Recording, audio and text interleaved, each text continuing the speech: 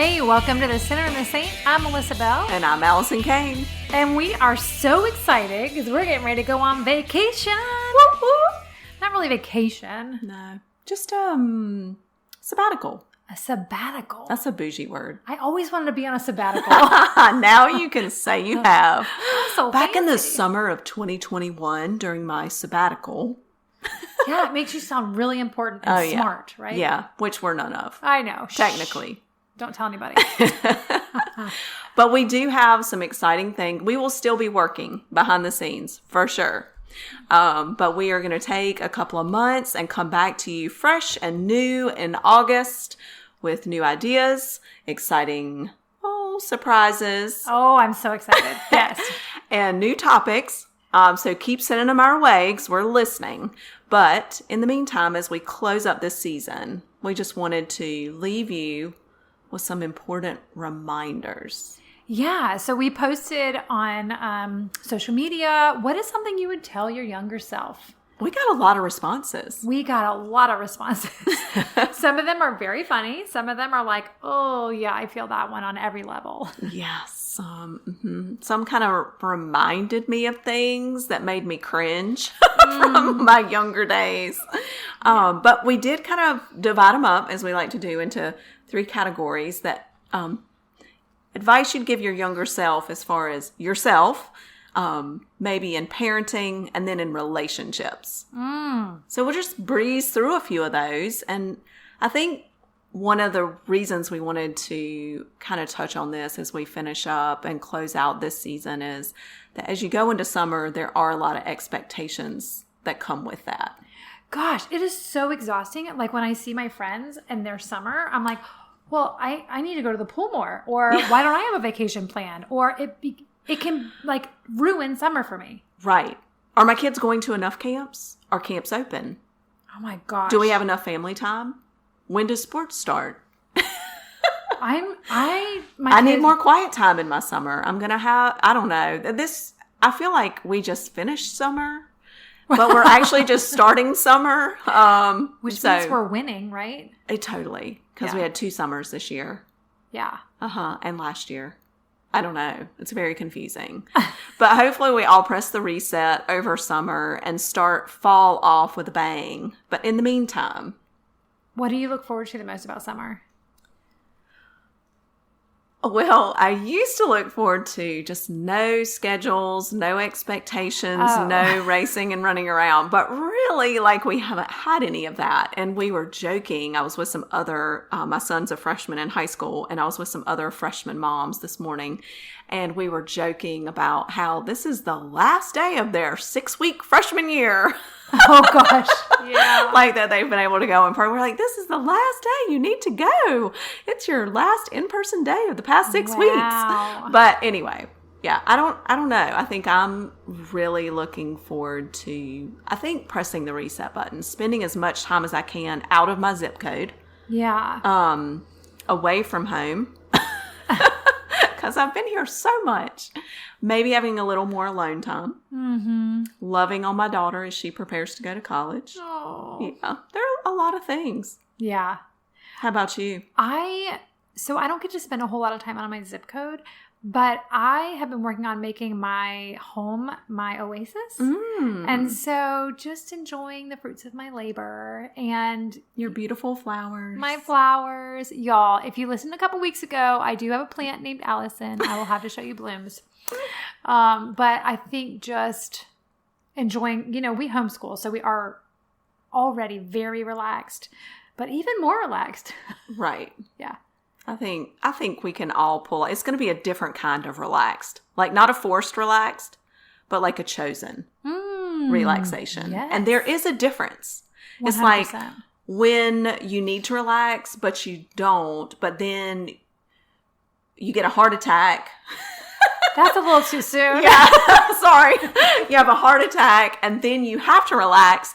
There's a difference between forced relaxed and chosen relaxed. Yes. Facts? Facts. There's an inside story to that. So, I think we are going to have something on our website, right? Yes. Over the summer that's going to help you do just that. Yes. It is a little project that I'm going to start working on just to help you find some quiet time, some guided quiet time, reflection, meditation on scripture throughout your summer. Yeah, because honestly, I think it's very easy as a mom or as a wife to feel like, I've got to fit it all in this summer. Mm-hmm. Run. And then you come to the end of the summer and you are no more refreshed than you were when you started. Maybe Absolutely. even less. Yeah. Which may be one of the things that people said they wish they had told their younger self. All right. So let's start. Where do you want to start? Fear has no place here. Follow your dreams. I think fear really rolls into every aspect of our lives. And fear is really, I've always said, is like the root of all idols and often the root of all sin. If you think about it. Girl. It can go as like fear of not fitting in, fear of not being beautiful enough, fear of not getting enough attention, fear of being forgotten, all kinds of things. Fear of, there's a lot of those. I hear that. This one goes right in. It says, don't be afraid to try new things and travel, which Allison is already ready. I've been traveling the whole year, girl. You probably got your bags packed, don't you? I always do. I know you do. And I love the one that says life. Yes, life is short, but don't be stupid. That, it kind of reminds me of something Bon Qui would say. Okay. We can do it your way, but don't get crazy, right? Yes, life is short, but don't be stupid. And maybe it's because I have teenagers that I with me. Right? Yeah. But I do wish that I had told, or as my younger self, that I would tell myself that. Yeah. Because I think we use it for an excuse sometimes. Right. Well, life is short. Carpe diem. Seize the day.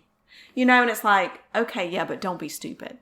Like, think it through, people. Yeah, you could also think, like, life is short and you only have one chance to get it right. Yeah. Which isn't really the truth, but Yeah. So that was an interesting one. And I like laugh at yourself more because that is really the only way I make it through most of my days. Yes. Laughter really is the best medicine. Mm-hmm. There's a reason that is a thing. A quote, a cliche, a whatever. A t-shirt, a bumper sticker. A coffee mug. Exactly. Yes. Learning to laugh at ourselves more. Gosh, as a young person, even now, I feel like there are situations and times when I forget to not take myself so seriously, or the situation or life, just let it go. Yeah. Don't be afraid. Don't be afraid of the expectations, the situation you're in, what the Lord's called. Just, laugh about it and be like, ha! I do say this a lot. Lord, you have a great sense of humor. Like, what in the world? So, and this one I love because it actually speaks to our people that are just flying the coop, like your daughter. Right? And they said, you don't have to figure out your career at 18. You can reinvent yourself at any age. Oh, yes. And I feel like I reinvent myself a lot. Mm-hmm. And if you really want to experience that, to full extreme, move. Move across the country. My niece just moved up here and I was like, you get to be whoever you want to be. That's right. And that is scary and so invigorating at the same time. That is so true. I dream of that sometimes. Wow, what would it be like to just pick up and move to another place where there are nobody knows my name, unlike the Cheers slogan where everybody knows your name. There are no expectations on me. Yeah. And what would that look like? And how it would be this delicate balance of really uncomfortable and maybe a little bit lonely at first, but you learned, a stronger reliance on the Lord and just starting fresh. So I love that one. Yeah. And also, if you're young and you're hating on your figure, it says, you'll look back one day and realize you had it going on, so stop. That's right. Oh, and probably still do. We just get tougher on ourselves. We do. Mm-hmm. Yeah. I don't know why we don't let that go. I just go into the mirror all the time like, girl, you are the best 46-year-old I've seen today. I love that. got it going on. Oh. Yeah. And I used to like exercise every other day. So I could always say, well, you ran further than you did yesterday. Oh, yeah, that's good. Yeah. I'm full of life hacks. Stick around. Mine is always, you didn't do anything yesterday. Get your butt out there and walk today, woman. I got to switch it up. Yeah.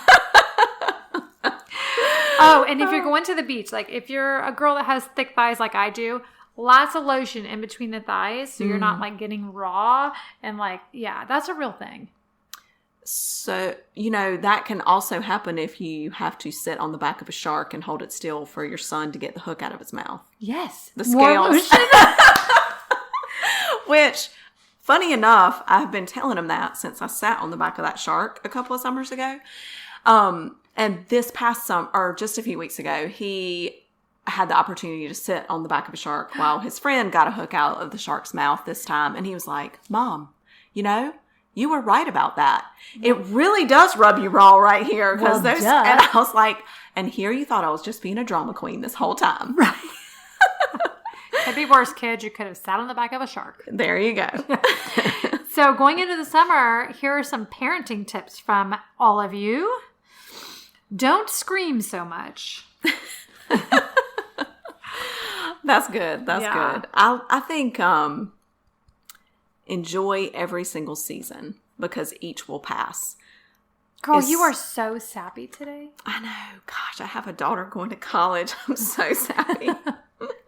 Well, she sent me the video of her like last dance, and I even got teary-eyed. Are you trying to make me cry? No, we're moving on.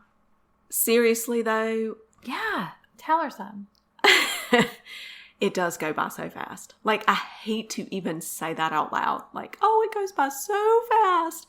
But OMG, how does my firstborn how is she getting ready to walk across the stage and go to college? Like, I just don't know how it happened. I know. I mean, I do and I don't. It's kind of like, how did I get pregnant? I mean, I know, but I don't know. Oh, that's a whole nother topic. That's a whole nother podcast. Definitely not for this one. But it is, I know, I'm being sappy. There's a lot of, big life change going on in our family. So. Yeah, we have had those. But, I mean, directly with my kids this year, right now, thankfully, not so much. But I do understand that, like, oh my gosh. And a lot of you are at the same place right now. Yeah. And I think this year has been so unique. Such a good word for that. So unique. And the fact that, I feel as if we usually have all of these smaller milestones in a senior year that kind of prepare you along the way for graduation. Versus this year, things being so unique and how they are, this senior dance Friday night, her last performance, was the first thing before June 9th that has made it feel so real to me that she is actually going to graduate. It's the first thing. So there have been no gradual steps to get to this point. It's basically like they just threw me off the cliff and here you go. Yeah. So deal with it. Oh. And, so I don't know if there are any others of you, out there that are listening that kind of feel that same way, but just give yourself grace in that and recognize the fact that this has not been a gradual realization. It's kind of like we've been on this bus and instead of like coming to a slow stop and asking people to get off row by row, they're just opening up the emergency exit and throwing your butt out the door. Yeah, and I guess the good news is you still have some time in the summer after they graduate. Yes. Because you're coming to the realization now. Or in the past week or so, or a couple weeks. So that's the good news. Yeah, totally. And, you have 2 months to, like, process that before we throw a mic in front of you again. There. Theoretically. That's Probably right. not, but. So I like right here where it says less stuff, more quality time, which is exactly, like, piggybacking off what you just said, because I'm a firm believer that kids remember experiences more than they remember things. My kids can't remember what they got for their birthday or Christmas, but they can remember that little trip, or they can remember when you took the time to go throw the football or to go out on the kayak. And here's the other thing. If you have small children, like my 9-year-old, who has no temperature, like no thermometer in his body, and it's 105, and he says, I want to go throw the ball. For years, remember I have 4 kids. He's the youngest. I've said, it's too hot. No. So what am I? I'm a nag. But now I just go, okay, get your ball. And we go outside and we last about 3.5 minutes. I didn't have to tell him no. Nobody died. Right. Yeah. And you were done in 3 minutes. 3 minutes. And he's like, wow, Mom, it is really hot. And I'm like, well, let's go inside, buddy. And have an ice cream. Right. Well, before we move on to relationships and what you tell your younger self, I think this is so good. Yes. Never compare them, I'm assuming to your children, and don't parent them the same. They are beautifully, wonderfully, and uniquely made to be themselves. This is so important. I mean, my 2 children could not be any more different. Yeah. Like if one likes chocolate, the other one likes vanilla. Yeah. One has dark brown hair, the other one has blonde. I mean, everything about them is opposite. If one likes one thing, the other one likes the total. Yeah. But you know what? You get caught up as a parent because they're like, well, so-and-so, you didn't spank him or you gave him this. Mm-hmm. And not even comparing them to other children in other families. And I think sometimes it can be so challenging. Having a child that's graduating, I know that it can be really tough. I've talked to some parents when everyone's talking about what college that your kid's going to go to. And maybe yours isn't going to, a standard whatever school that everybody else is going to. And you can feel less than. But instead of, feeling that way, honoring and being excited about the adventure that your kid has ahead and whatever that looks like. We live in a bubble because we homeschool. And so we didn't really experience this much, but I've watched others go through it. And first of all, I think that's crap, the way the school system puts this pressure on there. And then if you're in a little private school, oh my gosh, can we just get a big poster with the kids' school? And it's so important they have a picture with the college, whatever. You know what? Nobody cares. I mean, you care. Honor your child.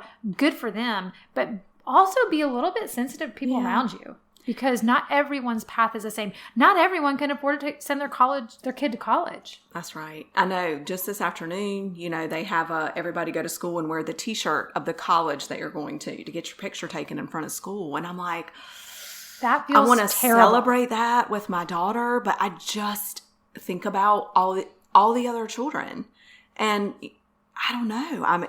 It breaks my heart because I know that they're feeling that comparison when they shouldn't.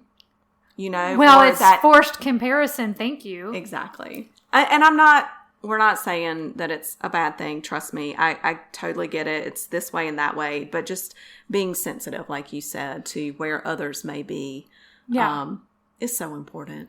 Yeah. Cause I'm thinking back, if they did that, first of all, if they did that when I was in high school, way back when, I would have skipped probably. But if I had shown up, I was already living on my own. Right. I had a job. And I was going to the community college. And guess what? I survived. And I have great stories. Exactly. And that's the most important thing. Yeah. And I think as a parent, if your child did not meet your expectations, that you should not have had for them anyways, but we are all guilty of it, right? If they did not meet your expectations, zip your lip, go take it to the closet.